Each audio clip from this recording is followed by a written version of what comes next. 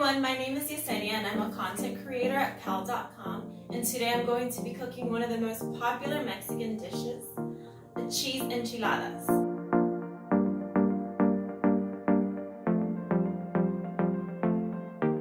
I'm going to be making them with cheese today, but there's a variety of fillings you can use, like all kinds of meat, potatoes, but my favorite is definitely with cheese.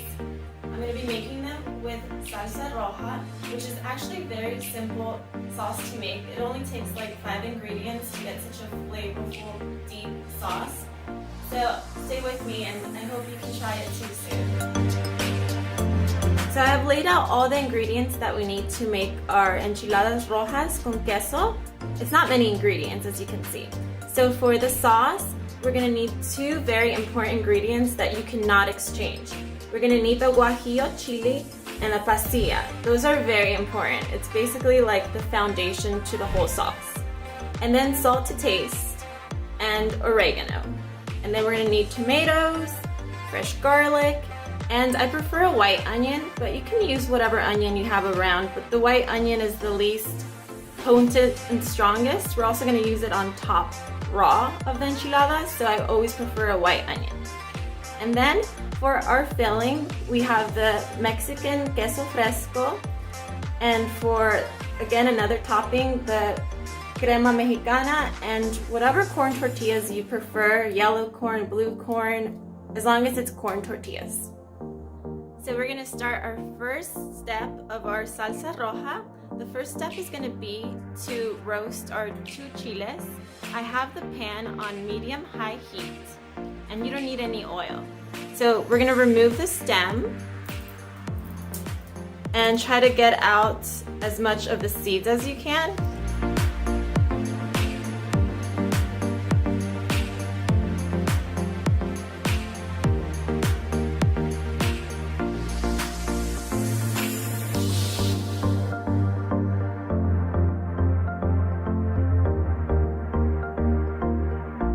What we're going to do next with the peppers, once that they are done roasting, I have to the side some lukewarm water in a bowl. I'm going to pick up these little guys and put them in there.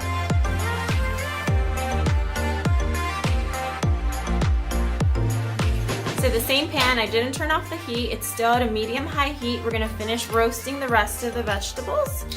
So I'm going to throw in 3 garlic cloves. And I have left the skin on because we don't want it to burn. Garlic can easily burn, so just throw those in to roast. I have chopped about 1/4 of the white onion.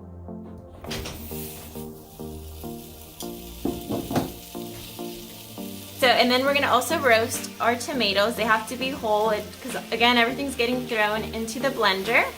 I washed them off camera, of course.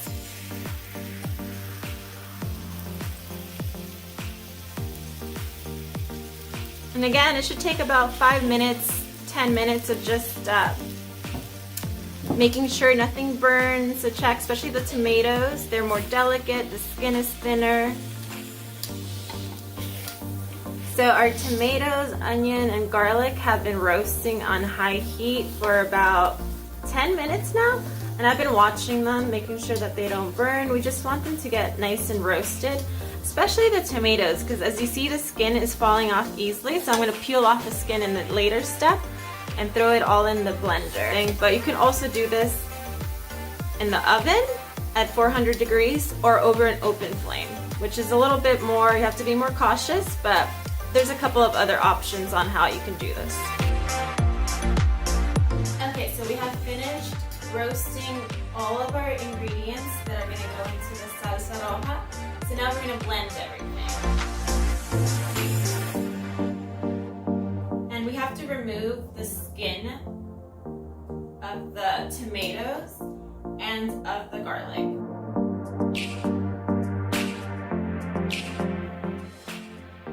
Put that in there. And now for our peppers. So they have been soaking and rehydrating in the water this entire time that I was roasting the rest of the vegetables. So they're nice and plump. They're going to blend really easily. So just dump those in there.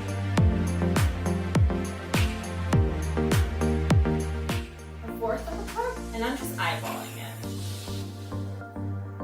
And I'm gonna reserve the rest in case I need more. And now for our seasoning, I'm gonna do about a tablespoon of oregano and salt. But as I'm cooking it, I'm gonna taste it as it goes to see how much it needs more salt, you know?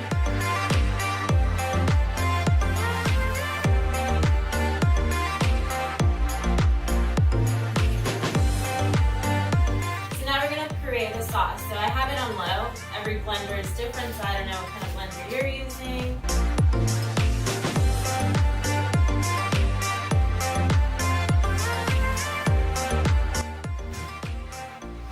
So once you notice that your sauce is nice and smooth, you're basically done. And now, whoa, it's spicy. I can smell the spices. As soon as I opened it, that really hit my nose. So traditionally, we normally strain the sauce and then we're going to simmer it. Now that we have finished pureeing our salsa roja, you're going to need, a strainer. And I have the pan on medium-high because we're going to simmer our sauce. So make sure, you have a pretty fine strainer. Like this is like really fine. As you can see, everything is just, coming out and it's starting to simmer. Looking really good, that deep red color of the peppers. So look at how beautiful it's looking right now. I'm just trying to get it to a nice simmer for like anywhere from 5 to 10 minutes. It's looking just so wonderful, if you guys could smell it. So we have finished simmering our salsa roja. Now I'm going to take it off the heat and just set it aside in a bowl and just keep it warm. And then we're going to move on to the next step of frying the tortillas.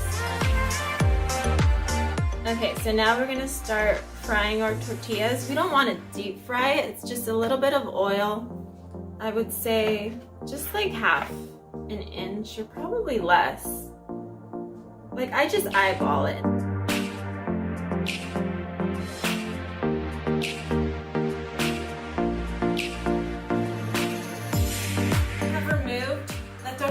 From the hot oil, and now we're gonna do a thin coating of salsa roja on each side, just really quickly while it's still warm.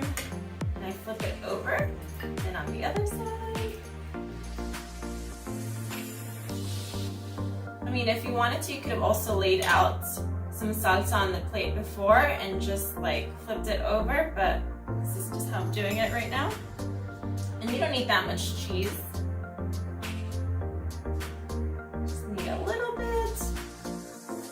Tablespoon. And then we're going to nicely just roll it.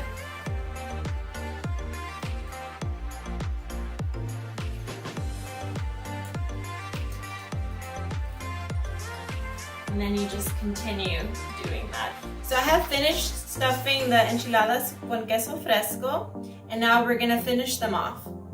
So I have more sauce, you can just put on as much as you'd like, whatever you prefer. You can ask everyone how much sauce they like.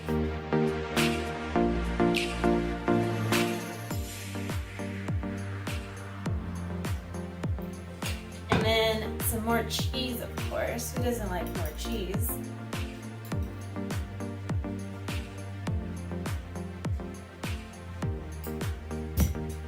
Raw onion.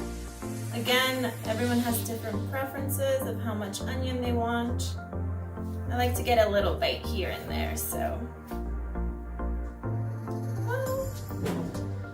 And now for some crema.